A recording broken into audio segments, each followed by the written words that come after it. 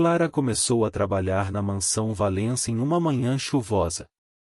O clima refletia perfeitamente o ambiente dentro da casa, silencioso, frio e cheio de olhares desconfiados.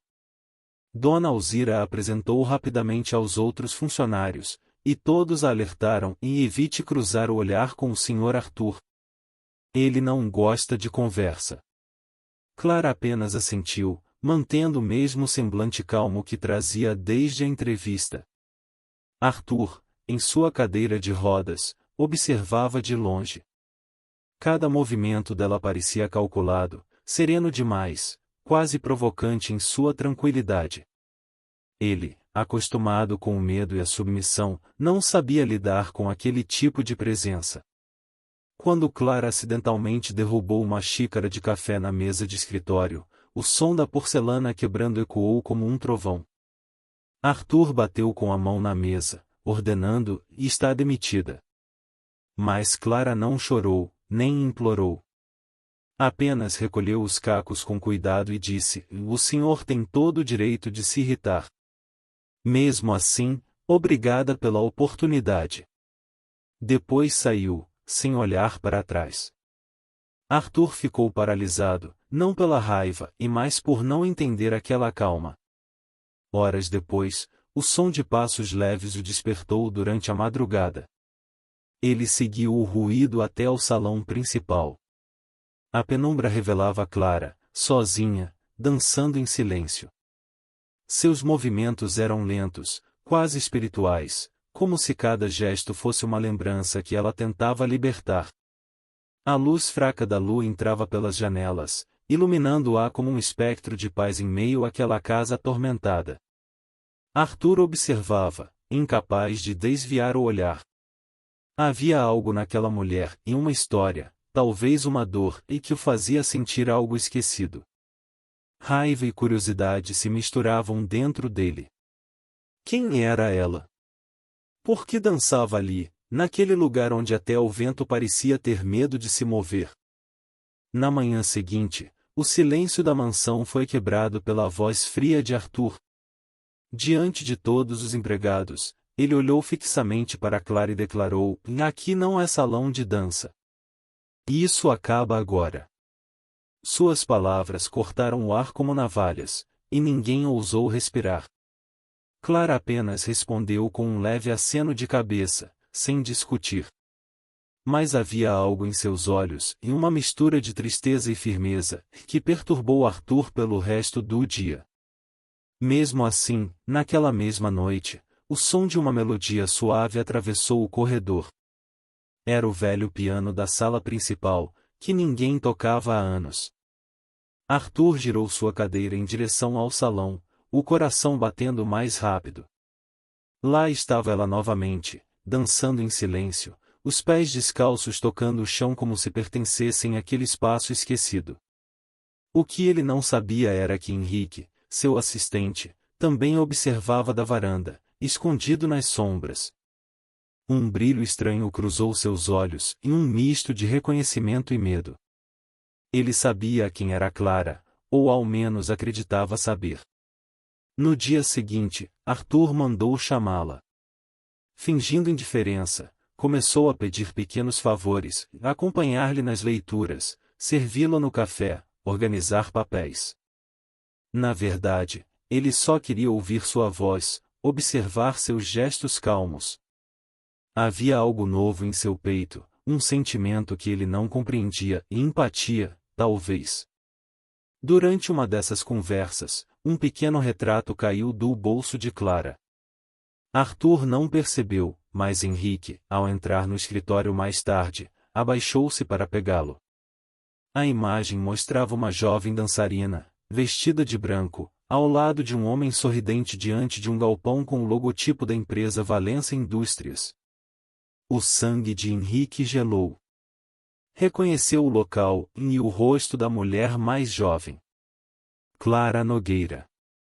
A filha do homem morto no incêndio que quase destruiu tudo. Henrique esperou o momento certo.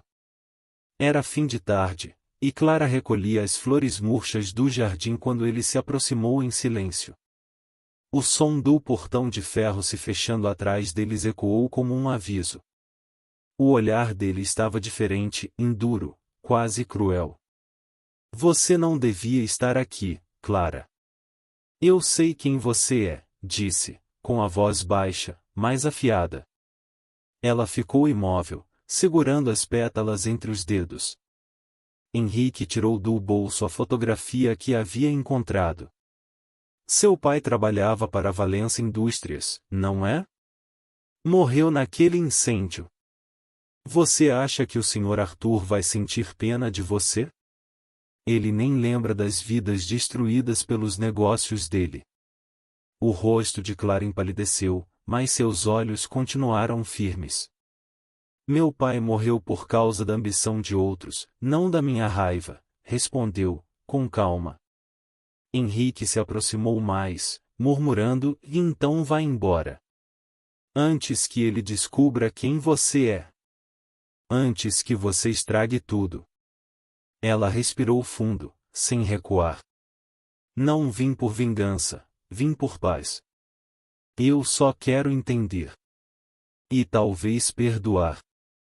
As palavras, ditas com tanta serenidade, desarmaram o tom ameaçador de Henrique por um instante. Mas ele logo se recompôs e saiu, deixando-a sozinha, com o coração acelerado. Dentro da mansão, Arthur observava Clara pela janela. Não sabia o que ela conversava no jardim, mas algo naquela mulher o intrigava. Havia nela uma pureza antiga, algo que ele não via desde antes do acidente e antes de perder a fé nas pessoas. Mais tarde, quando Clara entrou para servi-lo jantar, Arthur a olhou de um jeito diferente. Pela primeira vez em anos, ele não viu uma empregada. Viu alguém inteiro, alguém que ainda carregava esperança em meio ao cinza. E sem entender por quê, sentiu que precisava dela ali e mesmo sem saber o perigo que isso traria. Naquela noite, Arthur acordou suando frio. O som de pneus derrapando e o estilhaçar de vidro ecoavam em sua mente. Ele respirava com dificuldade, o corpo inteiro tenso, como se ainda estivesse preso entre as ferragens do carro. O acidente voltava em flashes, o cheiro de gasolina, a dor lancinante nas pernas, o grito abafado de alguém ao longe. Mas havia algo novo no sonho, um vulto se afastando antes da explosão. Ele abriu os olhos, ofegante. Foi sabotagem, e só pode ter sido.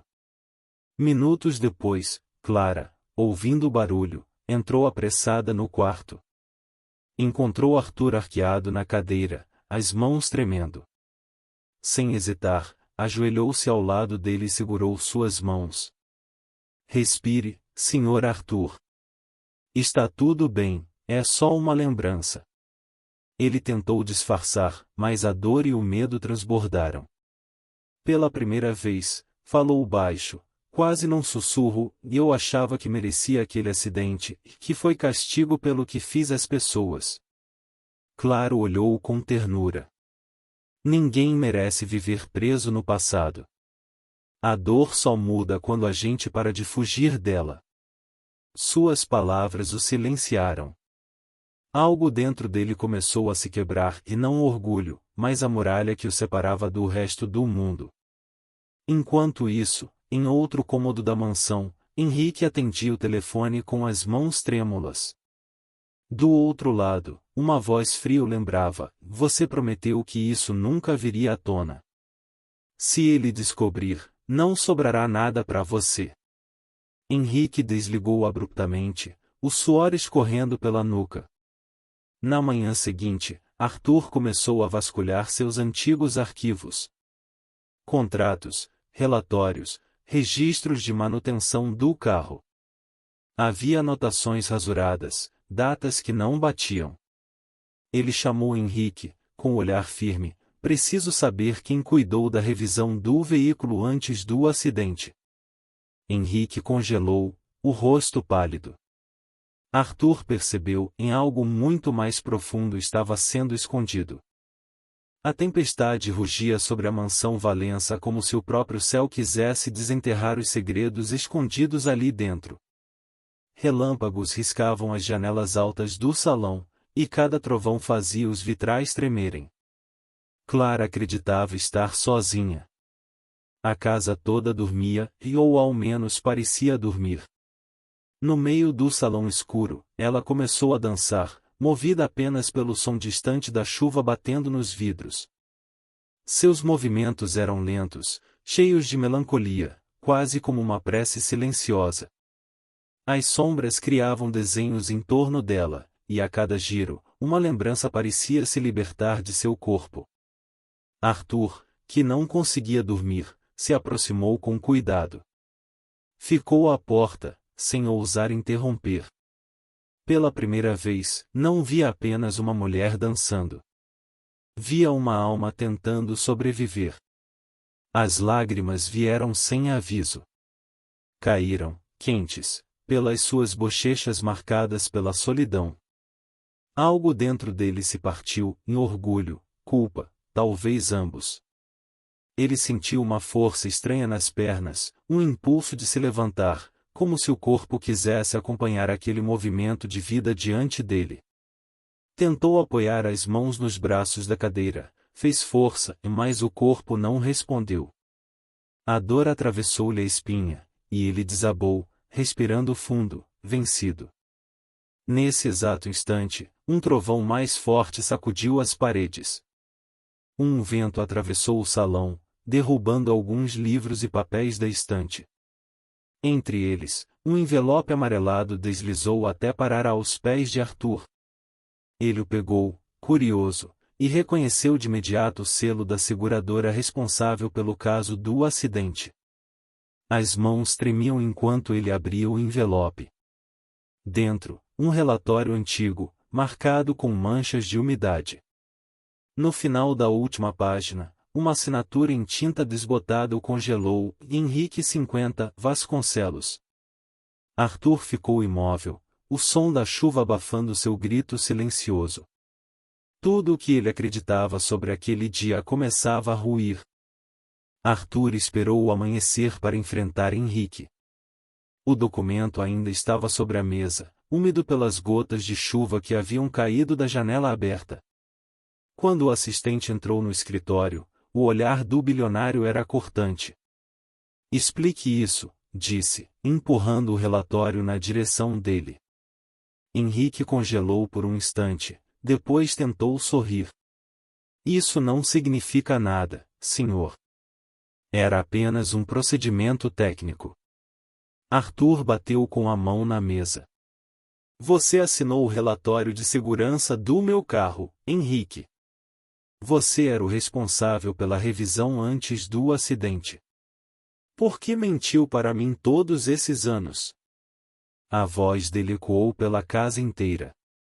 Clara, que arrumava flores no corredor, ouviu tudo e se aproximou, o coração acelerado. Henrique deu um passo para trás, o rosto empalidecendo. Não era para ter acontecido.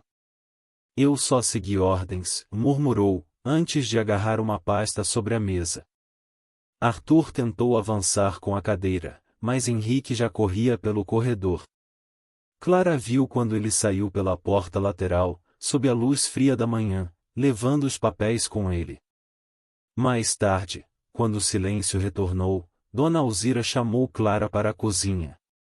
Menina, tem algo que você precisa saber. Naquele dia, o Sr. Henrique era o encarregado da segurança do carro. Ele assinou o laudo, mas não mandou fazer a manutenção. As palavras vieram baixas, quase um sussurro de medo. Clara sentiu um arrepio. Tudo se encaixava, o acidente, a culpa, o segredo. Voltou ao escritório e encontrou Arthur imóvel, encarando nada.